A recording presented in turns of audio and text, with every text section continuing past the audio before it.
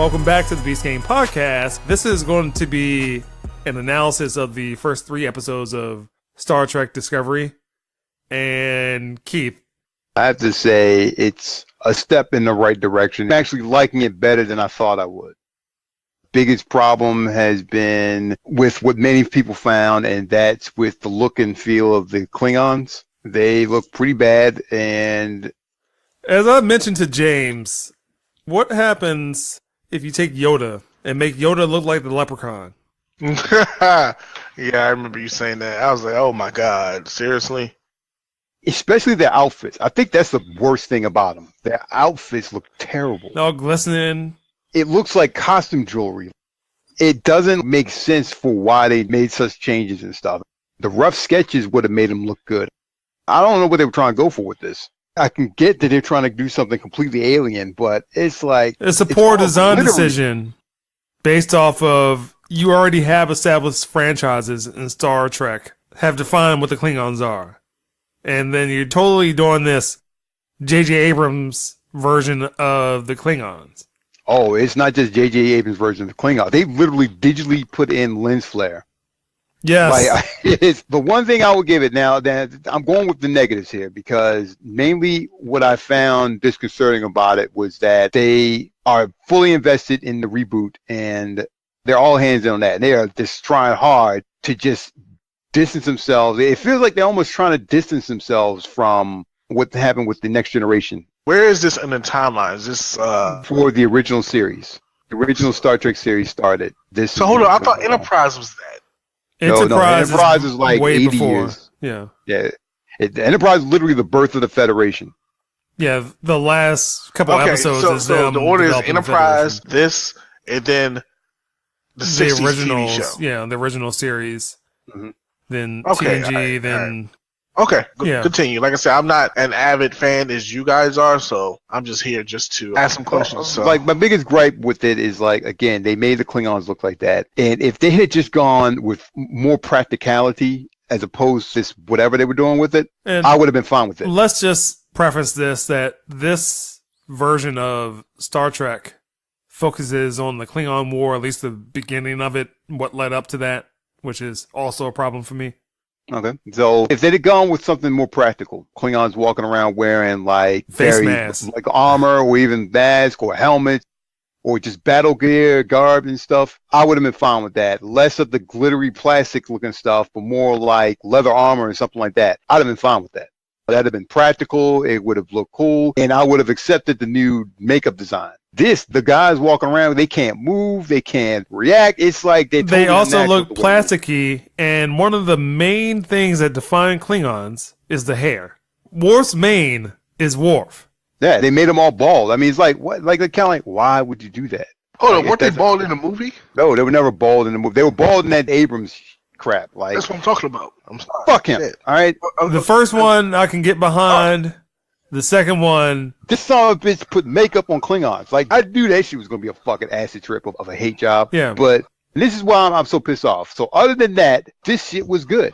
This was fucking Star Trek. I mean, it literally started out, it was fucking Star Trek. The first episode had they weren't even a first contact mission. They had to save this alien species who suffered an environmental collapse. It wasn't the species' fault. It wasn't the natural order of things. A rogue comet impacted the planet and it knocked out their water supply. So what do? They come down there, 2 people incognito, and fix the water, set it up and dug a well for them. And then they left. yeah. That's Star Trek in a nutshell. It's Basically. like they go back, and the main character, who is the first officer of the ship that's there, Michael Burnham. she is a survivor of a massacre that's not gone into, and she's raised by Sarek, who is Spock's father from the TV series. Yeah, and that is also another problem I have. So she's a human being raised by Vulcans. I don't see what the problem is. I believe that Star Trek is bigger than one character. You don't like the idea of it focusing on one character? No. Or No. it's not focused on her, though.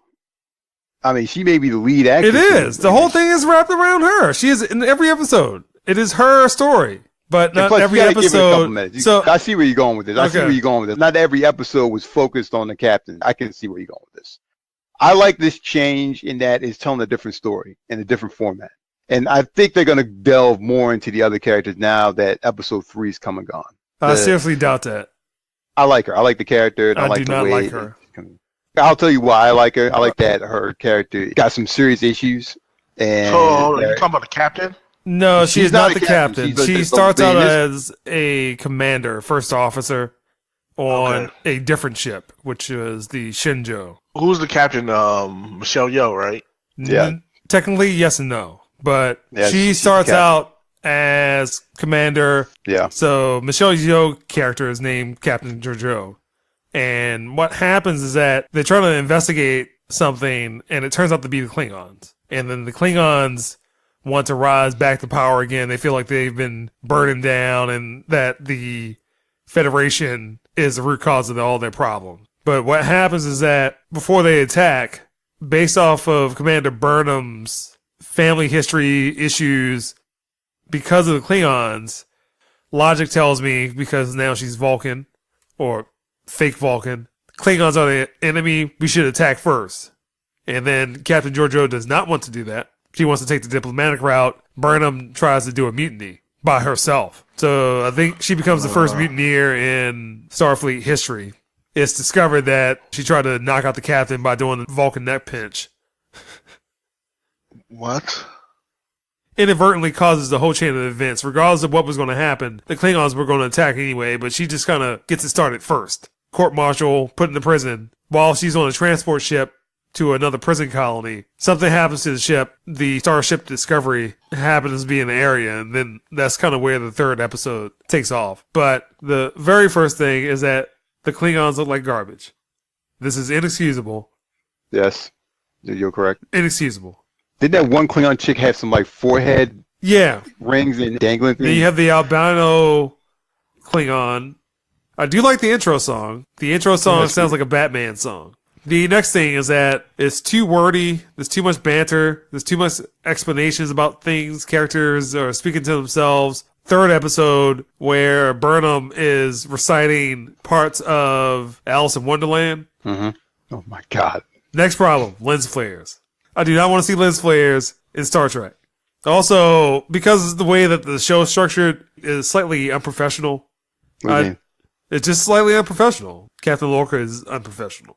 Well, Star Trek is built on order. And This is before they kind of like got that rigid military. I understand what you're saying, but even the movies are like that.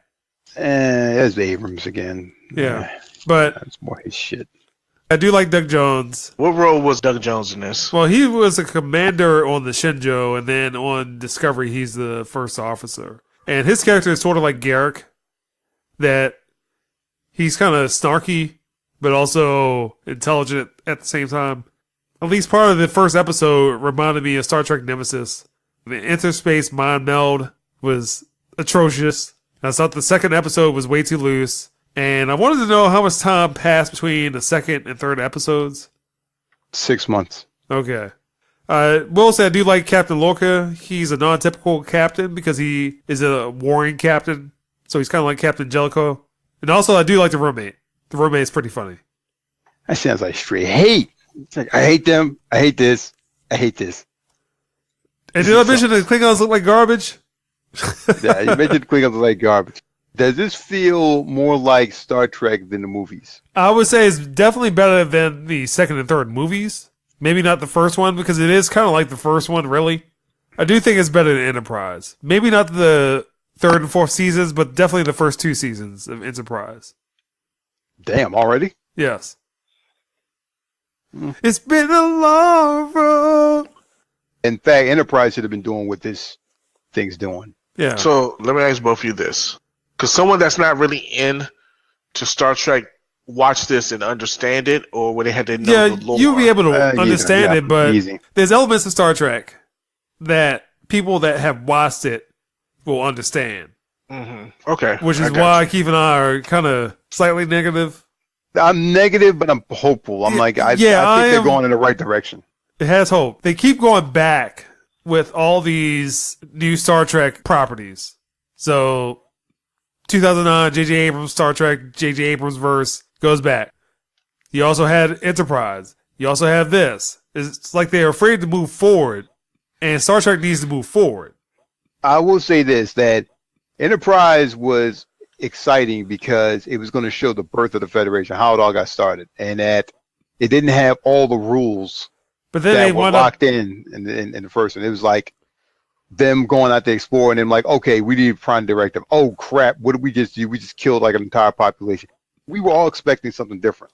This is more rough and tumble than Enterprise was. Actually, the second season where it just started showing dudes who were just fucking up left and right, and then the third and fourth season they started actually delving into some real stuff with the Xindi, and then also the augments and the Nexus. whole shebang. Yeah, the Nexus. So now they've got this one where it's showing the Klingon Federation War. It's kind of like, okay, here we go. This is something worthwhile, but God, so for James, this is the equivalent to the prequels and then going to Rogue One. Way back in the timeline. All right. But the other problem is that if they try to go forward, for whatever reason, Paramount doesn't want to keep. They don't want to commit to any decisions. Star Trek decisions. was the original series. They're listening to a bunch of the loud, vocal nostalgia bitches who just like swear up and down at this, that was it, best era of TV. So they keep circling the drain, just like those idiot Lucasfilms right now. They can't branch past that for fear of like fucking up. But everything they do something like that, it sounds like fucking fan fiction. The bottom character, someone like got together like after watching Star Trek every episode 17 times and decided to create their own Star Trek character. And then they just go, ooh, my character was raised by Sarek and raised beside Spock, so she has emotions, but she also has Vulcan skills. Give me a fucking break. I think the actress is doing such a good job with the character. There are elements that she pulls off well. That whole mutiny angle, Chosen One, the Chosen One worked for Cisco. It doesn't work for this character. You said it. Anyone could have stumbled upon it and start the war. It was basically a trap. This is why I like the Klingons instead of Klingons were well written. Like one Klingon wanted to unite all the houses, the warring houses. I think it was Tukova. Yeah, Tukovma. Unite them all and present a strong, unified Klingon empire. Takes his ship, coated with the dead, and goes out there and sets a trap for Federation vessel. They get there, a Klingon warrior attacks somebody, they die, or they kill them. In which case, they keep doing this stuff until they provoke a reaction, and then they say, hey, look, we got an enemy we have to fight. And then that's what happened. So she was basically one who said, you know what, let's accelerate this. They're going to attack us anyway. We need to attack them first and let them know you can't just jump on us. But Starfleet being Starfleet was like, oh, no, we can't do that. So they backed off.